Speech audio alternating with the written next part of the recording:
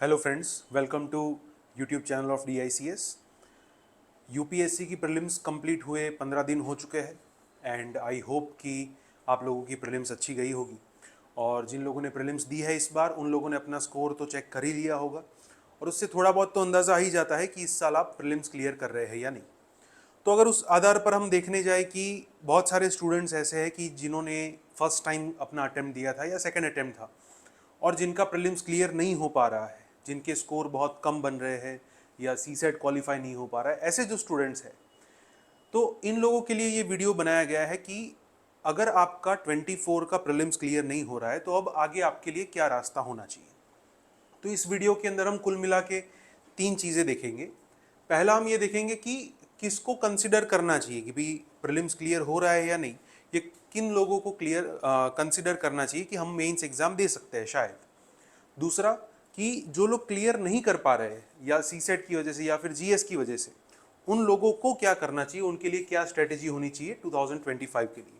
देखिए, स्ट्रेटेजी के ऊपर ऑलरेडी हमने एक वीडियो बनाया था जो मैंने कुछ दिनों पहले चैनल के ऊपर डाला था, बट वो स्ट्रेटेजी अलग है और ये स्ट्रेटेजी अलग है, क्योंकि वो जो वीडियो हमने बनाया था वो जो फर्स्ट अटेम्प्ट देने वाले ज़्यादातर उनको सूट करे उस टाइप की स्ट्रेटेजी है। जबकि अब हम जो स्ट्रेटेजी मैं यहाँ पे बताने जा रहा हूँ वो कुछ एक्सपीरियंस्ड कैंडिडेट्स के लिए है। तो अगर आपने ये जो वीडियो है यहाँ पे जो हम स्ट्रेटेजी फॉलो कर रहे हैं वो उनके लिए है कि जो 1-2 साल से प्रिपरेशन कर रहे हैं या इन्होंने फर्स्ट अटेम्प्ट अपना 24 में दिया है और क्लियर नहीं हो रहा है, तो अब आगे रास्ता अगर अनक्लियर है कि क्या करें अब आगे, तो ऐसे लोगों के लिए ये स्ट्रेटेजी बनाई गई है। सो दोनों स्ट्रेटेजी को आई वुड सजेस्ट कि आप मिक्स मत कीजिएगा, ठीक है। तो सबसे पहले देखते हैं कि किसको कंसिडर करना चाहिए। ऑफ कोर्स कि आपकी 24 की प्रीलिम्स का पेपर आपने चेक किया, पहली कंडीशन तो यही है कि सीसेट क्वालिफाई होना चाहिए, क्योंकि लास्ट ईयर का जो कट ऑफ रिसेंटली अनाउंस हुआ तो आपको पता है कि जीएस का कट ऑफ जो है वो 75 रहा। इसका ये मतलब नहीं है कि जीएस का पेपर बहुत टफ था इसलिए 75 रहा, लेकिन सीसेट पेपर बहुत ज़्यादा ही टफ था इसलिए कट ऑफ जो है वो बहुत नीचे गया था। जबकि इस साल की अगर हम बात करें तो सीसेट का पेपर जो है वो कंपेरेटिवली थोड़ा ईजी था। ईजी तो नहीं कह सकते, बट लास्ट ईयर की कंपैरिजन में डिफिकल्टी थोड़ी कम थी। और इस वजह से पहली कंडीशन यही है कि भाई सीसेट अगर आपका क्वालिफाई होता है और जीएस के अंदर अगर आप 90 प्लस स्कोर कर रहे हैं तो मेरे हिसाब से आपको वेट करना चाहिए रिजल्ट तक का। और अगर मान लीजिए कि जीएस में 90 से कम अगर आपका स्कोर है तो वी कैन कंसिडर कि हम नेक्स्ट अटेम्प्ट के लिए प्रिपेयर जो है वो होना शुरू हो जाए। तो किसको कंसिडर करना चाहिए, उसके लिए 2 कंडीशन है। इसके हिसाब से आपको पता ही है कि आपकी कंडीशन पूरी हो रही है या नहीं। तो जो लोग नहीं क्लियर कर पाए या जिनकी वो कंडीशन पूरी नहीं हो रही है, देखिए मैं यहाँ पे आपको कोई मोटिवेशन देने नहीं आया हूँ, सीधी सी बात है। और मेरा सजेशन है कि आप मोटिवेशन के पीछे जाओ भी मत, क्योंकि मोटिवेशन ऐसी चीज़ है कि जो आपको शॉर्ट टर्म मोटिवेशन या शॉर्ट टर्म इंक्रीमेंट दे देगा कि आप चलो उठो जागो और बस अपने ध्येय प्राप्त होता है तब तक आप लगे रहो, सारी चीज़ें बराबर है। लेकिन हमें स्टैटिस्टिक्स पे थोड़ा ध्यान देना चाहिए। समझदार कैंडिडेट जो है वो स्टैटिस्टिक्स को समझने की कोशिश करता है। और ये जो मैं स्टैटिस्टिक्स बता रहा हूँ ये कोई मेरा स्टैटिस्टिक नहीं है, यूपीएससी के प्रीवियस ईयर के जो रिजल्ट्स है उसी का गवर्नमेंट का डेटा है। सिंपल सी चीज़ है, फर्स्ट अटेम्प्ट में क्लियर करने वाले कैंडिडेट यूपीएससी में 7 to 8% ही होते हैं। ये करीबन पिछले 10 से 12 साल का डेटा है कि जिसके अंदर मैंने ये पता लगा है कि फर्स्ट अटेम्प्ट में क्लियर करने वाले कैंडिडेट 7 to 8% ही है। मतलब वो कोई एक्स्ट्रा ऑर्डिनरी सिचुएशन है कि जिसमें कोई फर्स्ट अटेम्प्ट के अंदर क्लियर हो जाता है। The number is very less. जो मैजिक फिगर कहते हैं वो है third and fourth attempt. Maximum candidates जो है यूपीएससी एग्जाम क्लियर करते हैं, मैक्सिमम मतलब 22 से 25% देखने को मिला है ये रेशियो। और वो भी हम कह सकते हैं कि almost in their third and fourth attempt.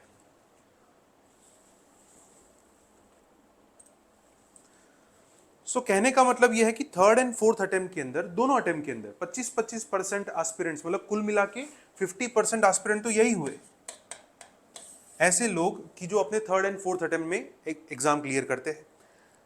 90% कुल मिला के अगर देखने जाए तो 90% कैंडिडेट ऐसे है कि जिनको एक अटेम्प्ट से ज़्यादा लगा है एग्जाम क्लियर करने में, रिपीटेड अटेम्प्ट्स के बाद ही उनका ये एग्जाम क्लियर हुआ है। और इवन 10-15% रेशियो ऐसा भी है कि जिन्होंने अपने 5th 6th या 6 से भी ज़्यादा अटेम्प्ट के अंदर एग्ज़ाम क्लियर किया हो। तो जो रिजर्व कैटेगरी है उनको 6 से ज़्यादा अटेम्प्ट मिलते हैं, तो वहाँ पे उतने अटेम्प्ट भी लगे हैं बहुत सारे लोगों को कि एग्ज़ाम क्लियर करें। तो कहने का मतलब ये है कि अगर हम स्टैटिस्टिक्स को देखने जाए, so it can be possible कि हम ये 7-8% में नहीं आते हैं जिनका फर्स्ट अटेम्प्ट में नहीं हुआ वो। It can be possible, we can be in a situation कि जब हम बाकी सारे कैंडिडेट्स की कंपैरिजन में वही नॉर्मल इंसान है, हम अपने आप को इतना एबनॉर्मल क्यों गिने कि हम extra ordinary person. You can be extra ordinary learner in your school, in your college, but हो सकता है कि यहाँ पे वो सिचुएशन नहीं बन पा रही। ऐसा भी तो हो सकता है, इतने लाख लोग एग्जाम दे रहे हैं, कंपटीशन का लेवल बहुत ज़्यादा है, तो कहीं ना कहीं ये सारी चीज़ें हो सकती है। लेकिन अगर आपने कंटिन्यूअसली अपने अटेम्प्ट्स के ऊपर फोकस किया तो डेफिनेटली आपका एग्जाम जो है क्लियर हो सकता है। तो जिन लोगों का 2024 के हिसाब से एग्जाम क्लियर नहीं हो रहा है, आपको बिल्कुल टेंशन लेने की जरूरत नहीं है। You are among those 90% of UPSC aspirants की जिनके साथ ये सेम चीज हो रही है। 90% बहुत बड़ा नंबर होता है, यू ऑल नो दैट। तो जिन लोगों का इस साल प्रीलिम्स क्लियर नहीं हो रहा है, उन लोगों को क्या स्ट्रेटेजी अपनानी चाहिए, अब उसके बारे में बात करते हैं। आपकी जो स्ट्रेटेजी है वो मैंने 3 पार्ट के अंदर या 3 फेजेस के अंदर डिवाइड की है। अगर हम फर्स्ट फेज की बात करें तो फेज 1 के अंदर जुलाई से लेकर नवंबर को हम टारगेट करेंगे, और ये जुलाई से नवंबर का जो पार्ट होगा उसमें हम जीएस और ऑप्शनल दोनों को टारगेट करेंगे। कैंडिडेट 2 टाइप के हो सकते हैं, अगर आपका ऑप्शनल कंप्लीट हो चुका है तो भी कोई इश्यू नहीं है। अगर नहीं हुआ, कुछ लोग ऐसे भी हो सकते हैं कि जिन्होंने सोचा था कि प्रीलिम्स देने के बाद ऑप्शनल शुरू करेंगे या थोड़ा बहुत पेंडिंग होगा। तो इसमें आपको कुछ काम करने हैं। सबसे पहला तो इसमें से कुछ भी अगर आपका पेंडिंग है तो उसको कंप्लीट कर लीजिए, चाहे वो जीएस का कोई पार्ट पेंडिंग हो, ऑप्शनल कुछ पेंडिंग हो तो उसको कंप्लीट कर लीजिए। दूसरा, उसको आपको थरली रिवाइज करना है। थरली रिवीजन का मतलब क्या हुआ, हो सकता है कि इन योर फर्स्ट अटेम्प्ट और इन योर प्रीवियस अटेम्प्ट आपने कुछ लिमिटेड रिसोर्सेज फॉलो किए हो किसी एक पर्टिकुलर सब्जेक्ट के लिए। हो सकता है कि आपने पॉलिटी के लिए सिर्फ लक्ष्मीकांत पढ़ी हो सकता है कि आपने हिस्ट्री के लिए सिर्फ स्पेक्ट्रम पढ़ी हो, कुछ भी हो सकता है। अब आपको क्या करना है, आपके पास एक चांस है। एक्स्ट्रा के अंदर मैं कुछ चीजें लिख रहा हूं कि क्या क्या एक्स्ट्रा आप अपने एफर्ट्स डाल सकते हैं। तो पहला कि आप एक सब्जेक्ट में मल्टीपल रिसोर्स फॉलो कर सकते हैं, और जो कि करना ही चाहिए, रिकमेंडेड है।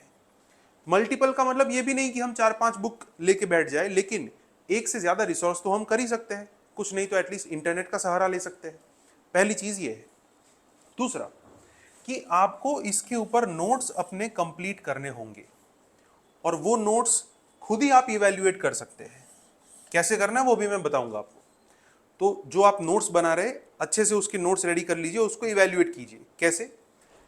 इसी के साथ साथ आपको एमसीक्यूज प्रैक्टिस भी करनी है। जैसे ही आपका कोई सब्जेक्ट कंप्लीट होता है या हाफ सब्जेक्ट कंप्लीट होता है, उस सब्जेक्ट के 2 से 3 टेस्ट देने हैं आपको। प्लस जैसे ही कोई टॉपिक कंप्लीट होता है, 2 से 3 आंसर्स लिखने हैं आपको पर टॉपिक। अब मान लीजिए कि आपने एमसीक्यूज का पूरा टेस्ट दे दिया या आंसर लिख दिया आपने, अब इसका फीडबैक आपको मिलेगा। जैसे आपने एमसीक्यूज का टेस्ट दिया, आपने खुद ही चेक किया, पता चला कि 20 क्वेश्चंस ऐसे हैं कि जो या तो गलत है या तो अटेम्प्ट नहीं किए हैं। अब वो 20 क्वेश्चन का जो टॉपिक है वो आप अपनी नोट्स में खोल के चेक करो कि क्या वो 20 टॉपिक्स या 20 क्वेश्चंस का कंटेंट आपकी नोट में है या नहीं। अगर है, मतलब कि रिवीजन की कमी है, और अगर नहीं है तो हमें पता चल गया कि हमारी नोट्स किस दिशा में जा रही है। आपने कोई आंसर लिखा, उसके अंदर कोई पर्सपेक्टिव अगर मिसिंग है, आपने आंसर किसी के पास से चेक करवाया और उसमें कोई चीज़ अगर मिसिंग लग रही है आपको, तो आपको पता चल गया, आपको देखना है कि वो चीज़ आपकी नोट्स में है या नहीं। अगर है मतलब रिवीजन की कमी है, अगर वो चीज़ आपके नोट्स में नहीं है मतलब हमारी नोट्स जो है वो गलत दिशा में जा रही है। तो सिंपल, यूपीएससी इसके आधार पर तो हमें मार्क्स नहीं देता ना कि आपकी नोट्स कितनी अच्छी है। यूपीएससी को किससे मतलब है? एमसीक्यूज से मतलब है एंड आंसर से मतलब है। तो अगर हम एमसीक्यूज और आंसर के आधार पर हमारी नोट्स को चेक करते जाए तो ऑटोमेटिकली हमें पता चल जाएगा कि हमारी नोट्स बराबर है या नहीं। तो कुल मिला के ये 4 काम करते रहना है आपको जुलाई से लेकर नवंबर। सब्जेक्ट्स की क्रोनोलॉजी आप अपने हिसाब से डिसाइड कर सकते हैं, ऑप्शनल की क्रोनोलॉजी आप अपने हिसाब से डिसाइड कर सकते हैं, बट ये सारे काम ऑप्शनल के लिए प्लस जीएस के लिए, दोनों के लिए करने हैं। ऑप्शनल में सिर्फ ये एमसीक्यूज वाला पार्ट नहीं आएगा। इसके साथ साथ कुछ एक्स्ट्रा काम भी आपको शुरू करने हैं, जैसे कि एक तो सी सेट, ये मैंने एक्स्ट्रा में इसलिए रखा है क्योंकि सी सेट में हर किसी का होल्ड अलग अलग हो सकता है। कुछ लोग ऐसे हैं कि जिनका इस बार सी सेट क्लियर हो रहा है, जीएस नहीं हो रहा है, कुछ केस में थोड़ा उल्टा भी है। तो सी सेट की प्रैक्टिस मैं आपके ऊपर छोड़ रहा हूँ कि जिन लोगों का सी सेट अच्छा है वो वीकली एक आध कोई चैप्टर सॉल्व कर सकते हैं, 20-30 एमसीक्यू सॉल्व कर सकते हैं। और जिन लोगों का सी सेट थोड़ा अच्छा नहीं है, आई वुड रिकमेंड कि वीक में 2 से 3 बार आप 20-30 एमसीक्यूज जो है वो किसी चैप्टर्स के प्रैक्टिस करना शुरू कर दीजिए अभी से। तो वीकली वंस जिनका सी सेट अच्छा है, और जिनका सी सेट अच्छा नहीं है वो वीकली 2 से 3 बार सी सेट के ऊपर ध्यान दीजिए। दूसरी चीज कि आपको ऐसे राइटिंग भी शुरू कर देना है। तो आई वुड सजेस्ट कि वंस इन अ वीक आप ऐसे राइटिंग जो है वो स्टार्ट कर दो। Once in a week start करेंगे तो एटलीस्ट फेज 1 के अंदर आपको पता चल जाएगा कि ऐसे लिखने का तरीका क्या होता है, उसका स्ट्रक्चर बनाने में आपकी थोड़ा होल्ड जो है वो आ जाएगा आपके अंदर। तो कुल मिला के फेज 1 के अंदर हमें इतनी चीजें करनी है। फेज 1 जैसे ही कंप्लीट होगा आपकी नोट्स रेडी हो जाएगी, आपने एमसीक्यू आंसर राइटिंग प्रैक्टिस भी की है, ऑप्शनल भी खत्म हो जाना चाहिए और रिवीजन भी हो जाना चाहिए। हो सकता है फर्स्ट अटेम्प्ट के अंदर आपने 2-3 बार रिवाइज किया था, फिर से 2-3 बार रिवीजन या 1-2 बार तो यहाँ पे हो ही जाएगा। फेज 2 जो कि 2 महीने चलेगा, दिसंबर एंड जनवरी, जिसके अंदर आपको पूरा फोकस लगाना है अपने मेंस एग्जामिनेशन के ऊपर। तो फेज 2 के अंदर क्या करना चाहिए, सिंपल कि सारे के सारे फुल पेपर्स आपको लिखने की प्रैक्टिस करनी चाहिए। देखिए, घर पे बैठ के एक आंसर लिखना वो बात अलग है, मेंस एग्जामिनेशन हॉल में जाके 3 घंटे में 20 आंसर लिखना, ऐसा दिन में 2 बार करना, वो बात अलग है। तो वो जो मेंस एग्जामिनेशन वाला माहौल है, वो माहौल आपको फील करना पड़ेगा दिसंबर एंड जनवरी के अंदर। तो आई वुड सजेस्ट कि पूरे पूरे पेपर्स लिखना आप शुरू कीजिए, एसए से लेके GS4 तक प्लस ऑप्शनल। तो सारे के सारे फुल पेपर्स आप लिखना शुरू कीजिए, तब जाके आपको पता चलेगा कि आपका पेपर टाइम लिमिट में कंप्लीट हो रहा है कि नहीं। जो ये 2 महीने का टाइम है उसमें आपको टाइम लिमिट पे फोकस करना है कि पूरा पेपर टाइम लिमिट में खत्म हो जाना चाहिए। तो उतनी स्पीड आपको गेन करनी होगी और वो तभी पॉसिबल हो पाएगा जब सारे सब्जेक्ट के ऊपर आपके पास नोट्स रेडी होंगे। बिकॉज अगर नोट्स रेडी नहीं होंगे, कंटेंट अगर आपके पास रेडी नहीं है, तो सोचने में ज़्यादा टाइम जाएगा, सोचने में ज़्यादा टाइम जाएगा तो टाइम लिमिट में पेपर कंप्लीट नहीं होगा। अगर आप पेपर कंप्लीट कर रहे हैं, आपको कुछ फीडबैक मिल रहा है, उसके आधार पर साथ साथ में आप नोट्स को भी इवेल्युएट करते जाएंगे कि ये सारी चीज़ें आपकी नोट्स में अवेलेबल है या नहीं। और यहाँ पे आप ऑप्शनल को भी इंक्लूड करेंगे, जैसा कि मैंने कहा एसए से लेके ऑप्शनल सारे के सारे फुल टेस्ट आपको देने हैं ये 2 महीने में। एक्स्ट्रा काम की अगर हम बात करें तो सी सेट की प्रैक्टिस एज इट इज चालू रखनी है आपको, जिनका वीक है स्ट्रांग है मैंने अभी आपको बताया। और एसए की अगर हम बात करें तो उसकी भी फुल टेस्ट आप देना शुरू कर देंगे। तो कुल मिला के ये 2 महीने आपको सिर्फ और सिर्फ मेंस के ऊपर ध्यान देना है।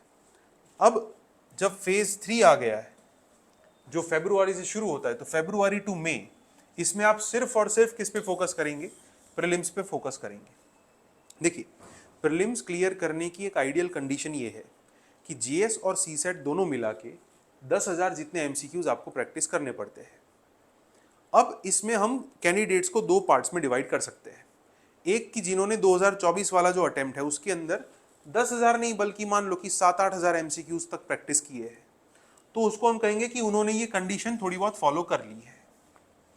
और दूसरे वो कैंडिडेट्स की जिन्होंने प्रिपरेशन खत्म की और तुरंत अटेम्प्ट दिया, जिन्होंने इतने सारे एमसीक्यूज प्रैक्टिस करने की उनका टाइम नहीं मिला या मौका नहीं मिला, तो उसको हम कहेंगे कि अगर आपने फॉलो नहीं किया है तो जिन लोगों ने 7-8 हज़ार एमसीक्यूज फॉलो कर लिए हैं पहले अटेम्प्ट के अंदर या 2024 के अटेम्प्ट के अंदर, उन लोगों को टेस्ट कम देनी है लेकिन एनालाइज ज्यादा करना है। एनालाइज कैसे करना है तो वो उस टाइम पे भी हम डिटेल में वीडियो लेके आएंगे, लेकिन अभी के लिए मैं आपको सिर्फ इतना बता दूं कि आप जो टेस्ट दे रहे हैं उन टॉपिक्स को आपको अपनी नोट्स के अंदर कवर करना है और प्लस मल्टीपल रिसोर्सेज को आप फॉलो करना है। वो कैसे करना है, वो उस फेज के शुरू होने से पहले, मतलब फरवरी शुरू हो उससे जस्ट पहले हम उसके ऊपर एक वीडियो लेके आएंगे डिटेल में। और अगर ये चीज़ फॉलो नहीं होती है, मतलब मान लो कि किसी ने बहुत कम एमसीक्यूज या 1000-2000 एमसीक्यूज तक प्रैक्टिस की है, उससे ज़्यादा नहीं किए है, उन लोगों को मैक्सिमम एमसीक्यूज प्रैक्टिस पे ध्यान देना होगा। आई वुड सजेस्ट कि एक एक सब्जेक्ट के ऊपर आपको एटलीस्ट 7 से 8 अलग अलग टाइप के टेस्ट देने होंगे और कुल मिला के ये जो 4 महीने का टाइम है उसमें एटलीस्ट 7,000 एमसीक्यूज या 8,000 एमसीक्यूज आपको प्रैक्टिस करने होंगे।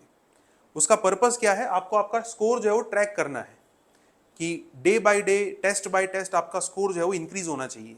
पहली कंडीशन ये है। दूसरा, उससे आपको ये भी पता चलेगा कि आपको ओरिजिनल एग्जाम में कितना अटेम्प्ट करना चाहिए। अगर मान लीजिए कि आप 100 क्वेश्चन में से 90 अटेम्प्ट करते हैं, आपका कोई स्कोर बन रहा है।